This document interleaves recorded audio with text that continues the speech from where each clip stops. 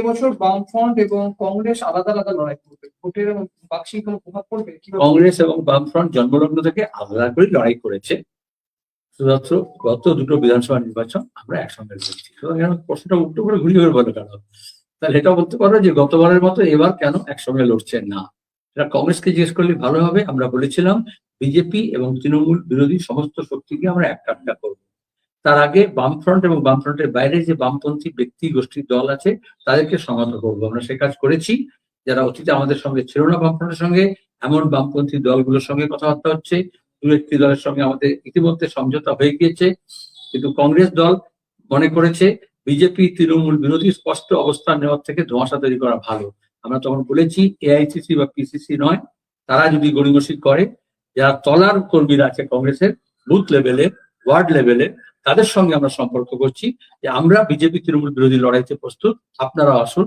আপনাদের নেতৃত্ব যদি কম্প্রোমাইজ করে, আপনারা কম্প্রোমাইজ করবেন না। আগামীকাল করতে পারি। আজকে ভোট ঘোষণা হয়েছে, আমি নেহাত আমরা বাইরে আছি, জেলায় জেলায় সফরে আছি রোববার দিন বলে, আমরা আগামীকাল করে দেবো। 294 আসলে ভোট হচ্ছে। এই 2 দফায় যদি ভোট হয়, আমরা 2 দফায় প্রার্থী ঘোষণা করতে পারি, 1 দফা করতে পারি। কালকে গেলে বামফ্রন্টের বৈঠক করে তারপর সিদ্ধান্ত করে বামফ্রন্টের চেয়ারম্যানকে নিয়ে আমরা এটা ঘোষণা করি। নাহলে আপনি চাইলে আমরা এখানে ঘোষণা করে দিতে পারতাম।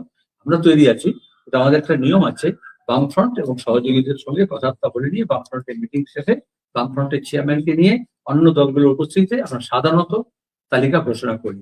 আপনারা দেখেছেন এইবারে আমরা এমন ব্যবস্থা নিয়েছি যেখানে গত 3 মাস ধরে জনসংযোগ গণসংগ্রহ হচ্ছে, এবং যারা প্রার্থী, যারা কর্মী, যারা নেতৃত্ব, তারা সবাই এলাকায় এলাকায় পাড়ায় মহল্লায় ঘোরাঘুরি করছেন। শুধু বক্তৃতা করে মিটিং করা নয়, মানুষের কথা আমরা শুনছি। তার ভিত্তিতে আমরা ইলেকশন ম্যানিফেস্টো তৈরি করেছি। একটা মাইক্রো লেভেলে ইলেকশন ম্যানিফেস্টো হবে, একটা ম্যাক্রো লেভেলে হবে। ম্যাক্রো লেভেলের নির্বাচনী ইশতেহার আমরা 1 সপ্তাহের মধ্যে প্রকাশ করে দেবো, ভোট ঘোষণা পরে বলেছিলাম। এবং মাইক্রো লেভেলের নির্বাচন যে ইশতেহার হবে, এই যে ব্রিজের তলা থেকে বালি বিক্রি করে দিচ্ছে, ব্রিজ ধসে যাচ্ছে, দুর্বল ব্রিজ হয়ে যাচ্ছে, বাঁধ ভেঙে যাচ্ছে, তোমার গিয়ে কয়লা পাচার হয়ে যাচ্ছে, তারপর হচ্ছে এই যে দেউচা পাচার করেছিল ওরা, এই সবার বিরুদ্ধে তো আমাদের আন্দোলন সংগ্রাম লড়াই চলছে। মমতা ব্যানার্জি ঘোষণা করেছিলেন 2 বছর আগে জানুয়ারি মাসে যে কয়লা খনি চালু করে দিলাম। যে মিথ্যাবাদীরা প্রমাণ হয়েছে দেউচা পাচামি থেকে। আমরা মামলা করেছি, মোকদ্দমা করেছি, লড়াই করেছি, আদিবাসীরা প্রতিরোধ তৈরি করেছে, সমস্ত সংগঠন একটা হয়েছি।